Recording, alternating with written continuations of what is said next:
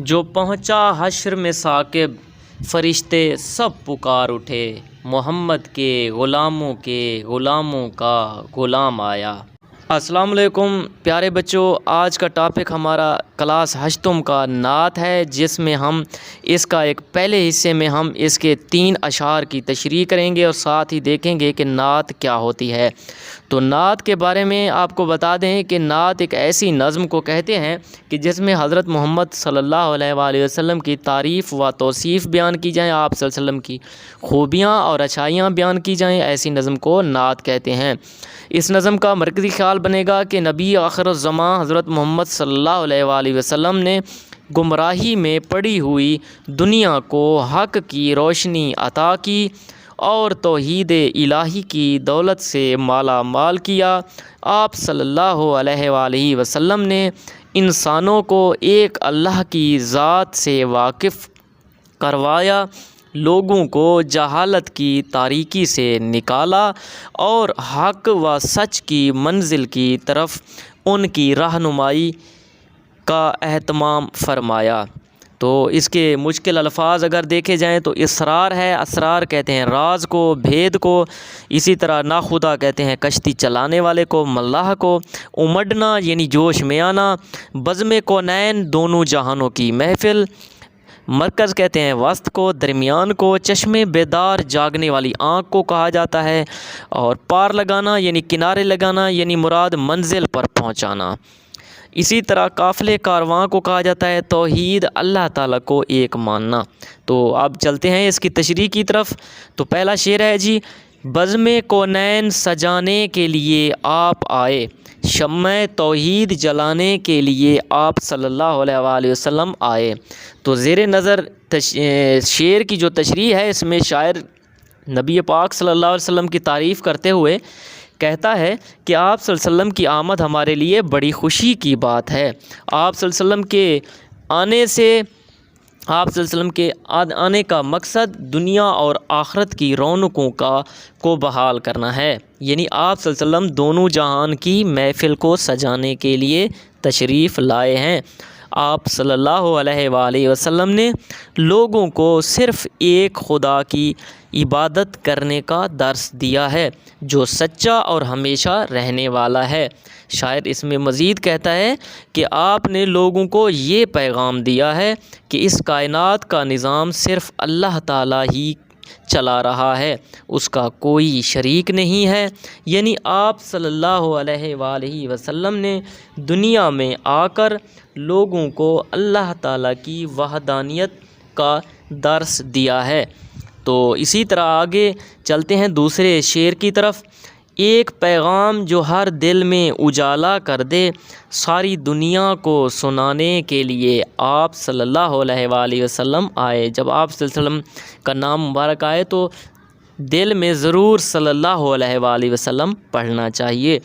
تو اسی طرح اس شعر کی تشریح کچھ اس طرح بنے گی کہ اس میں شاعر کہتا ہے کہ رسول پاک صلی اللہ علیہ وآلہ وسلم کی تشریف آوری کا مقصد لوگوں کو گمراہی سے بچانا ہے، ان کو سیدھے راستے پر چلانا اور ان کو اندھیروں سے نکال کر اجالوں کی طرف یعنی روشنی کی طرف لانا ہے۔ ان سب باتوں کی آپ صلی اللہ علیہ وآلہ وسلم نے بھرپور تبلیغ کی ہے۔ اللہ تعالیٰ کا وہ پیغام جو دلوں کو منور کر دے، اسے آپ صلی اللہ علیہ وآلہ وسلم نے لوگوں کو آ کر سنایا ہے۔ نبی پاک صلی اللہ علیہ وآلہ وسلم کی تشریف آوری کا ایک مقصد اللہ تعالیٰ کے اس پیغام کو پوری انسانیت تک پہنچانا ہے تاکہ وہ گمراہی سے نکل کر ہدایت کی طرف آ جائیں۔ آپ صلی اللہ علیہ وآلہ وسلم ہی پوری دنیا کی ہدایت کا سبب بنے ہیں۔ چلتے ہیں پیارے بچوں اگلے شعر کی طرف، اس کی تشریح کرتے ہیں۔ اور اگلا جو شعر ہے وہ ہے، ایک مدت سے بھٹکے ہوئے انسانوں کو ایک مرکز پہ بلانے کے لیے آپ آئے۔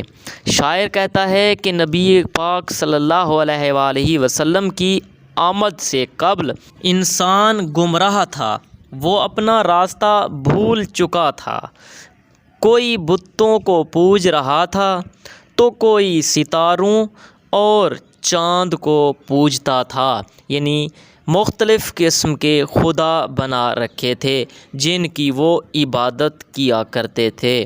ایک اللہ کو سب نے بھول چکے تھے۔ کسی نے سورج کو اپنا رب بنا لیا تھا۔ انسان ایک اللہ تعالیٰ کو تو بالکل بھی بھول چکا تھا، اس نے مختلف قسم کے مصنوعی خدا بنا رکھے تھے اور وہ اسی سے ہی مدد طلب کیا کرتے تھے۔ وہ شرک میں مبتلا ہو چکے تھے۔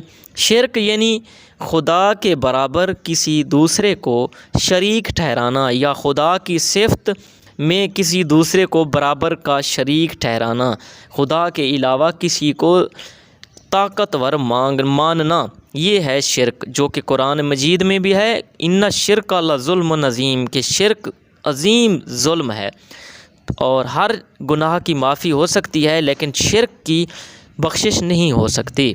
تو اس لیے پیارے بچوں شرک سے بچنا چاہیے۔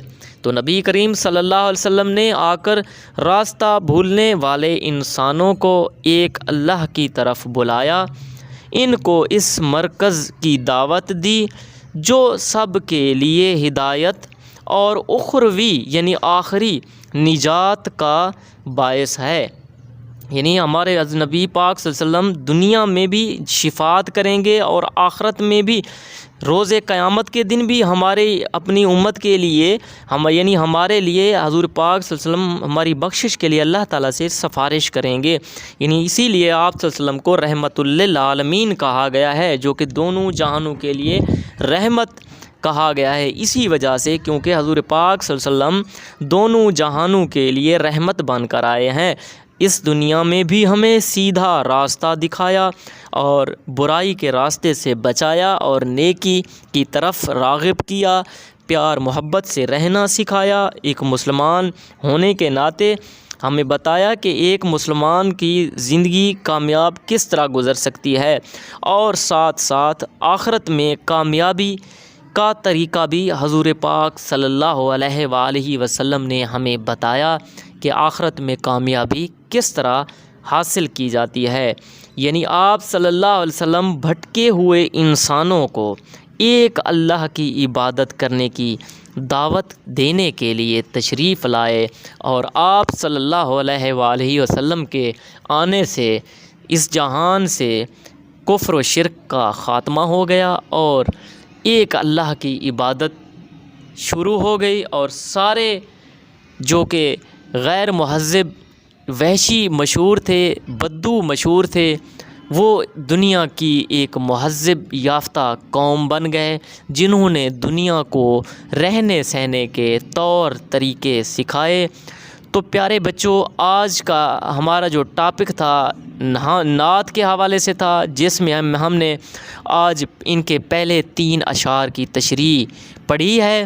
انشاءاللہ تعالیٰ العزیز اگلی ویڈیو میں ہم اگلے 3 اشعار کی تشریح دیکھیں گے اور پڑھیں گے ساتھ ساتھ انشاءاللہ۔